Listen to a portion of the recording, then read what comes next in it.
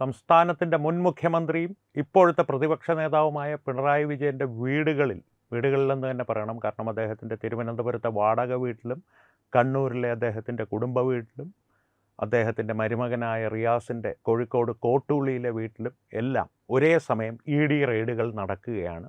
ഈ video record ചെയ്യുമ്പോൾ ഇന്ന് പകൽ ഒരേ സമയത്തുള്ള ഈ റെയ്ഡിൻ്റെ ഒരു പ്രസക്തി എന്ന് പറയുന്നത് കൃത്യമായിട്ടുള്ള ഒരു ആസൂത്രണത്തോടു കൂടി തന്നെ വൻ സുരക്ഷാ സംവിധാനങ്ങൾ ഒരുക്കി തന്നെ ED ചെയ്യുന്ന ഒരു റെയ്ഡാണിത്, അല്ലെങ്കിൽ റെയ്ഡുകളാണിത്. ഇതിൻ്റെ ഒരു പ്രസക്തി എന്ന് പറയുന്നത് മാസപ്പടി വിവാദവുമായിട്ട് ബന്ധപ്പെട്ടാണ് ഈ റെയ്ഡിൻ്റെ കാര്യങ്ങൾ ED മുന്നോട്ട് നീക്കുന്നത്. മാസപ്പടി വിവാദം പ്രേക്ഷകർക്ക് ഓർമ്മയുണ്ടാകും. CMRL എന്ന കമ്പനിയുമായി ശശിധര കർത്ത എന്ന വിവാദ വ്യവസായിയുടെ, കരിമണൽ കർത്ത എന്ന് പലപ്പോഴും മാധ്യമങ്ങളും ട്രോളന്മാരും ഒക്കെ വിശേഷിപ്പിക്കുന്ന ശശിധര കർത്തയുടെ കമ്പനിയായ CMRL നിന്ന് പിണറായി വിജയൻ്റെ മകളായ വീണ വിജയൻ്റെ ഉടമസ്ഥതയിലുള്ള എക്സാലോജിക് എന്ന കമ്പനി അനധികൃതമായി പണം കൈപ്പറ്റി കള്ളപ്പണം വെളുപ്പിക്കൽ ഇടപാടുകൾ ഈ കൊടുക്കൽ വാങ്ങലുമായി ബന്ധപ്പെട്ട് ഉണ്ടോ എന്നുള്ളൊരു സംശയം. ഇതിൻ്റെ എല്ലാം പശ്ചാത്തലത്തിലാണ് ED ഈ കേസുമായി മുന്നോട്ട് പോയിക്കൊണ്ടിരുന്നത്.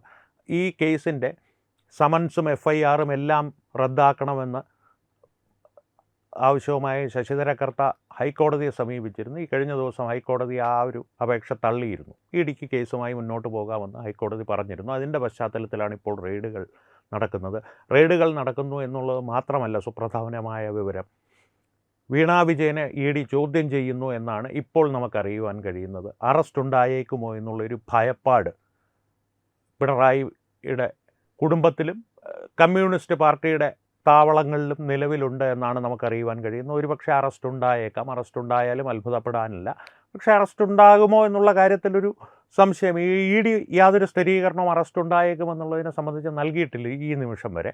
പക്ഷേ വളരെയധികം ഗൗരവത്തോടു കൂടി തന്നെയാണ് ഇപ്പോൾ ഈ കേസിൻ്റെ അന്വേഷണം മുന്നോട്ട് പോകുന്നത് എന്നാണ്.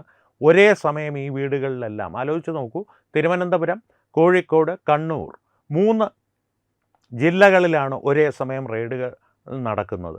അതും പിണറായി വിജയനെ പോലൊരു രാഷ്ട്രീയ നേതാവിൻ്റെ വീടുകളിൽ, അല്ലെങ്കിൽ അദ്ദേഹവുമായി ബന്ധമുള്ള വീടുകളിൽ. ഈ റെയ്ഡുകളുടെ പശ്ചാത്തലം പ്രേക്ഷകരൊന്ന് പിന്നോക്കം ചിന്തിച്ചാൽ, പിണറായി വിജയൻ മുഖ്യമന്ത്രിയായിരിക്കുന്ന കാലഘട്ടത്തിൽ അദ്ദേഹത്തിൻ്റെ അധീനതയിലുള്ള സർവ്വ സജ്ജീകരണങ്ങളും അധികാരവും എല്ലാം ഉപയോഗിച്ച് ഈ റെയ്ഡുകളെ തടയുവാനും അല്ലെങ്കിൽ കേസുകൾ നീട്ടിവെക്കുവാനും അദ്ദേഹം ശ്രമിച്ചുകൊണ്ടിരുന്നു.